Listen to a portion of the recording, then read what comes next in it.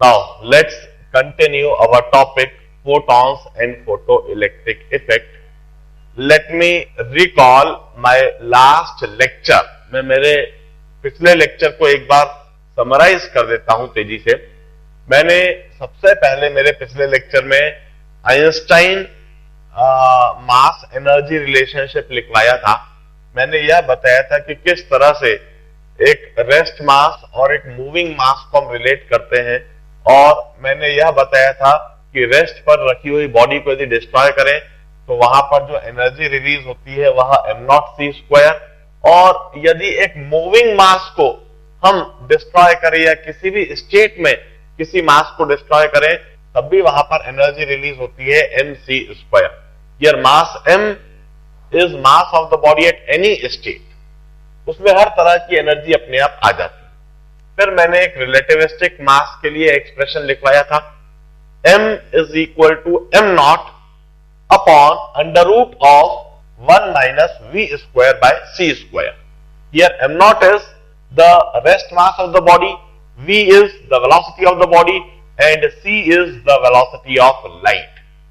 और इधर से हमने यह बात भी कंक्लूड करी थी कि यदि एक फाइनाइट मास की बॉडी इसकी वेलोसिटी बढ़ती जाए और धीरे धीरे यदि वह वेलोसिटी लाइट की वेलोसिटी के बराबर होने लगे, इन दैट केस वह बॉडी जो पहले फाइनाइट मास की थी, जिसका रेस्ट मास फाइनाइट था, वह लाइट की वेलोसिटी से जब मूव करने लगेगी तो इनफाइनाइट मास की हो जाएगी। यह कंसेप्ट समझाने के बाद फिर मैंने फोटोन के बारे में बताना चालू करा था कि फोटोन को आइंस्टाइन ने इस तरह से कंसेप्चुलाइज करा कि एक ऐसी बॉडी जिसका रेस्ट मास 0 है और जो लाइट की वेलोसिटी से ट्रेवल करती है, और लाइट की वेलोसिटी से ट्रेवल करते हुए उसका एक फाइनाइट मास होता है, and the energy of photon can be given by mc²। Here m is the finite mass of photon when it's moving with the velocity of light. This was the concept suggested by Einstein. और फिर इसके बाद में हमने Planck's theory for the energy of electromagnetic radiation वहां समझाया था, जिसमें हमने कहा था कि according to Planck's energy of a photon is E equal to h new और hc by lambda. This is energy of a moving photon. और फिर हमने प्लैंक्स का यह जो इक्वेशन थी E equal to hc by lambda, इसमें हमने एनर्जी और वेवलेंथ को फटाफट रिलेट करने के लिए एक रेडी टू यूज एक्सप्रेशन लिखवा दिया था। That expression is energy in electron volt would be equal to 12,420 upon wavelength in angstrom. Wavelength यदि आर्मस्ट्रॉन्ग में दिया हुआ हो तो एचसी वर्मा 12 नंबर का 420 है। यह मैंने आपको बता दिया था। इससे आप फटाफट एनर्जी को वेवलेंथ में, वेवलेंथ को एनर्जी में कन्वर्ट कर सकेंगे। प्लैंक्स थ्योरी बताने के बाद फिर हमने डी ब्रोगली कंसेप्ट डिस्कस करना चालू करा था। डी ब्रोगली के हिसाब से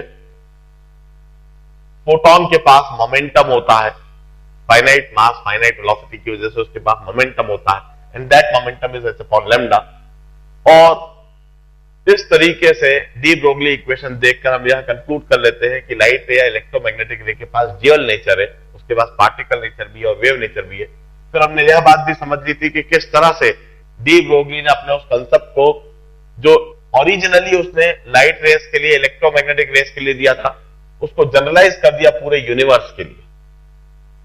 इधर मैंने एक बात बिल्कुल साफ साफ कंक्लूड कराई थी कि प्लैंक्स क्वांटम थ्योरी वह यूनिवर्स के लिए, इलेक्ट्रॉन प्रोटॉन के लिए नहीं है, वह किसी भी बॉडी के लिए नहीं है। प्लैंक्स क्वांटम थ्योरी तो सिर्फ और सिर्फ फोटॉन्स के लिए है, जबकि डी ब्रोगली इक्वेशन वह पूरे यूनिवर्स के लिए। और इसको मैंने समझाया भी था एक इलेक्ट्रॉन पर एक प्रॉब्लम देकर। इस बात को हमेशा दिमाग में रखा जाए और अप्लाई करते समय भूल नहीं की जाए। अब यह बात समझाने के बाद फिर मैंने कहा कि यदि फोटोन के पास मोमेंटम है तो यह फोटोन जब भी किसी सरफेस से टकराएंगे तो मोमेंटम चेंज होगा, और मोमेंटम चेंज होगा तो वहां पर कुछ ना कुछ फोर्स अवश्य लगेगा। फोटोन की वजह से फोर्स निकालने से पहले हमने कुछ टर्म्स को रिवाइज करवा दिया था। All those terms were known to you, एक तो power, energy, rate of change of energy और rate of work done. Power हमने रिकॉल करवा दिया था, उसकी यूनिट, उसके लिए कन्वर्जन। फिर हमने पावर में हमने दो तरीके से कंसेप्चुलाइज करा था। पावर रेडिएटेड बाय सोर्स, उसको हम कैसे सोचेंगे, और power received by any surface, उसको हम कैसे सोचेंगे। यह बात मैंने पावर के लिए समझाई थी। और उसके बाद इंटेंसिटी समझाई थी। Intensity is power received per unit area और energy received per unit time per unit area.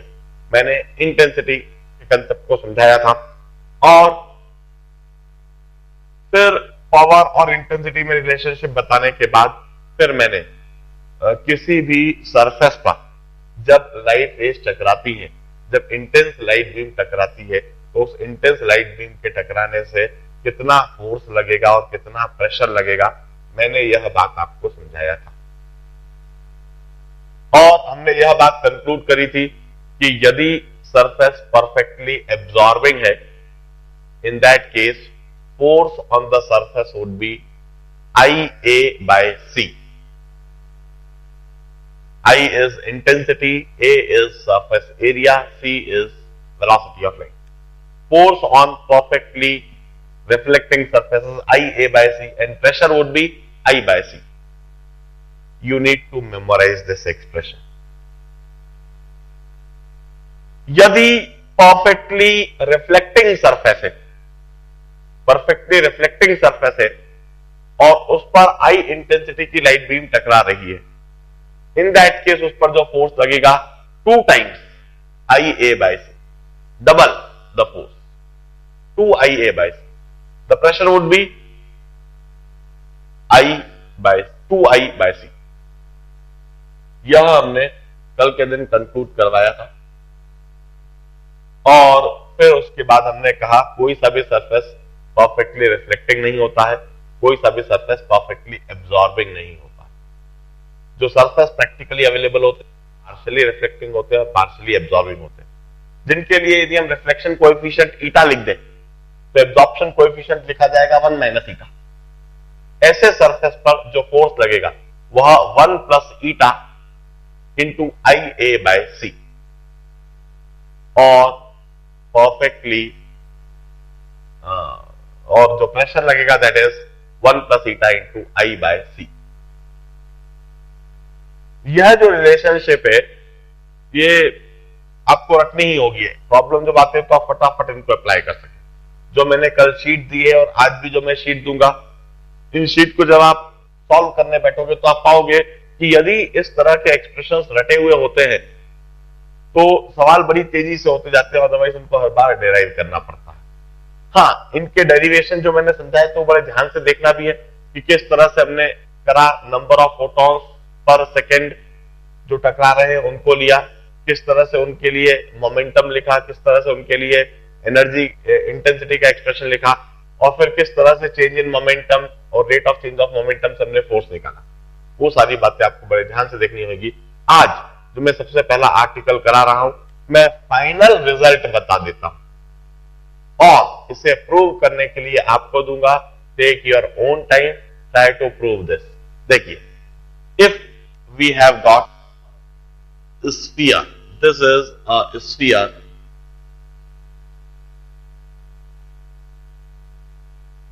it's perfectly absorbing sphere,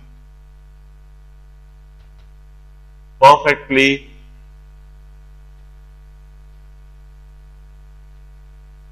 absorbing sphere of radius r.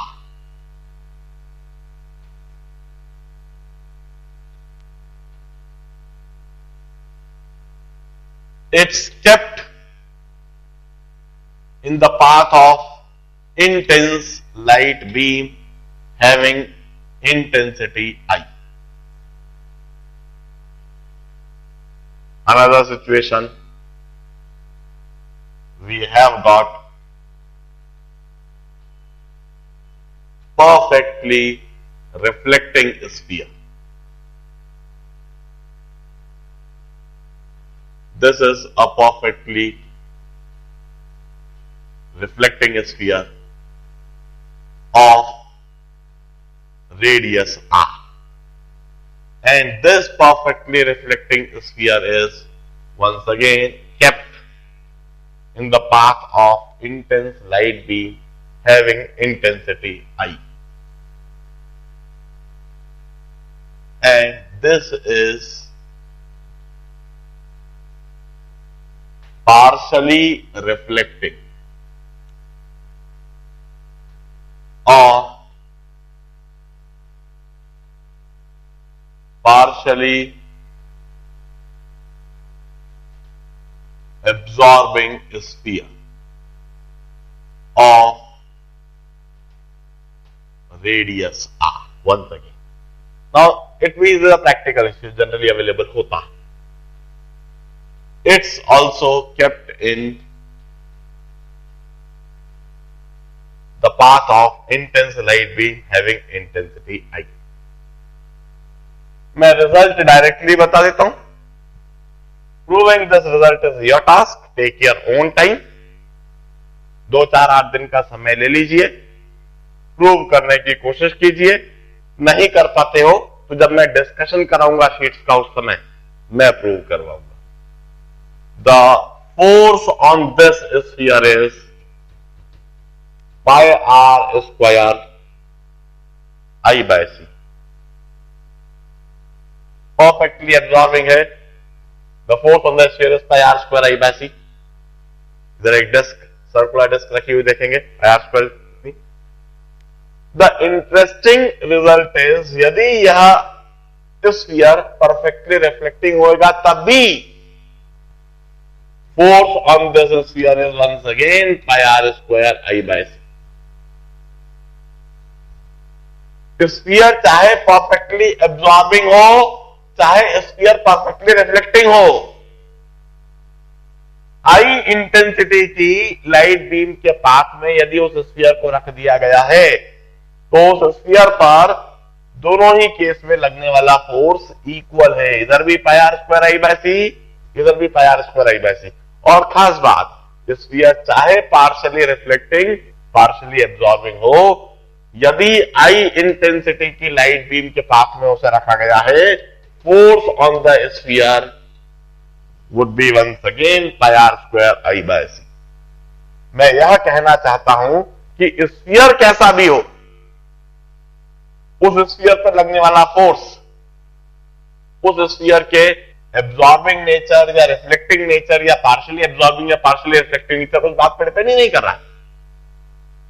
तीनों ही केस में जब हम फिजिक्स लगाएंगे, मैकेनिक्स लगाएंगे, प्रॉपर कंसेप्ट लगाएंगे, इंटरनल के जो कंसेप्ट हमने समझा रखे हैं, inverse square law, Lambert's cosine law, सब लॉ जब हम लगाएंगे तो हम पाएंगे कि स्फीयर परफेक्टली एब्जॉर्बिंग होएगा तब भी उस पर force pi R square I by C, perfectly reflecting होएगा तब भी force pi R square I by C, और पार्शियली एब्जॉर्बिंग और पार्शियली रिफ्लेक्टिंग भी होएगा तब भी force pi R square I by C.